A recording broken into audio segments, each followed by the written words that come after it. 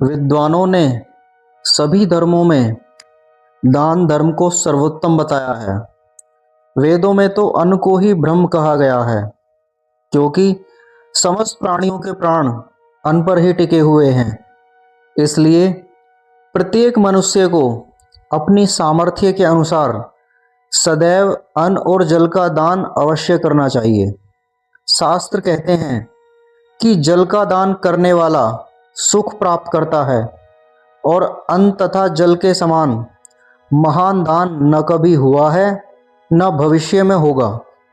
मणि, रत्न, मूंगा, चांदी, सोना, वस्त्र और अन्य अनेक दानों से भी अन्नदान श्रेष्ठ माना गया है। विशेष रूप से चातुर्मास के पवित्र समय में अन्न, जल और गोदान का अत्यंत महत्व बताया गया है। जो व्यक्ति भगवान विष्णु की कृपा और बैकुंठ धाम की प्राप्ति की इच्छा रखता है, उसे इस काल में श्रद्धा पूर्वक अन्नदान अवश्य करना चाहिए। अन्नदान से सभी प्राणी प्रसन्न होते हैं, यहाँ तक कि देवता भी अन्नदाता की प्रशंसा करते हैं। गुरुजनों और वेदवेत्ता ब्राह्मणों को भोजन कराना, घी का दान देना, सत्कर्मों में लगे रहना, धर्म कथाएं सुनना, संतों का दर्शन करना, सत्पुरुषों की सेवा करना तथा भगवान विष्णु की भक्ति और पूजा करना, ये सभी चातुर्मास में अत्यंत पुण्यदायक माने गए हैं। जो मनुष्य इस पवित्र समय में अपने पितरों की शांति के लिए अन्नदान करता है, वह समस्त पापों से मुक्त होकर पितृलोक को प्राप्त होता है।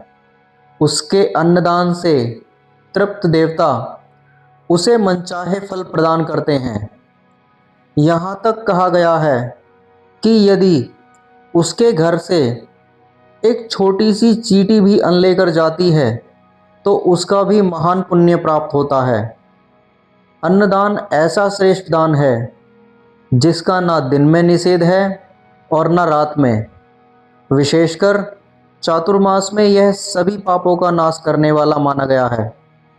यहाँ तक शत्रु को भी भोजन कराना निषिद्ध नहीं बताया गया है। चातुर्मास में दूध, दही और मट्टे का दान भी अत्यंत फलदायी होता है। जिस अन्न और दूध से हमारा शरीर पुष्ट होता है, उसी का दान करना सबसे उत्तम माना गया है।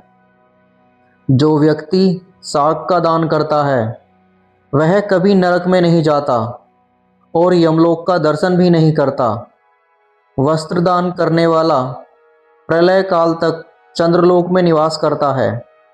जो श्रद्धापूर्वक चंदन, अगरू और धूप का दान करता है, वह पुत्र पौत्रों सहित भगवान विष्णु की कृपा प्राप्त करता है।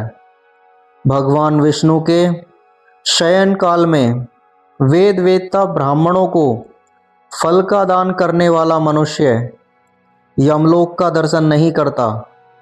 इसी प्रकार जो व्यक्ति भगवान विष्णु की प्रसन्नता के लिए विद्यादान, गोदान और भूमि दान करता है, वह अपने पूर्वजों का भी उद्धार कर देता है। जो जिस देवता की भावना से गुड़, नमक, तेल, शहद, तिल, अन्न या अन्य वस्तुओं का दान करता है, वह उसी देवता के लोक की प्राप्ति करता है।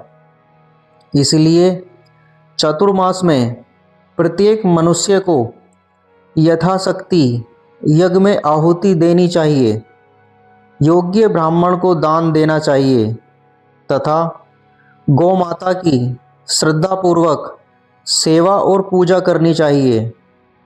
शास्त्रों की शिक्षा है कि दान देने का संकल्प करके उसे भविष्य पर नहीं टालना चाहिए।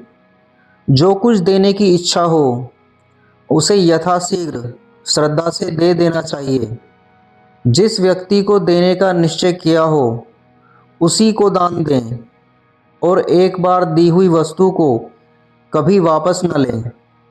जो मनुष्य भगवान श्रीहरि के शयन काल में श्रद्धापूर्वक दान करता है वह स्वयं पापों से मुक्त होता है और अपने पूर्वजों का भी कल्याण करता है। ऐसा दानी पुरुष अंततः भगवान विष्णु की कृपा का अधिकारी बनकर परम मंगलमय गति को प्राप्त करता है।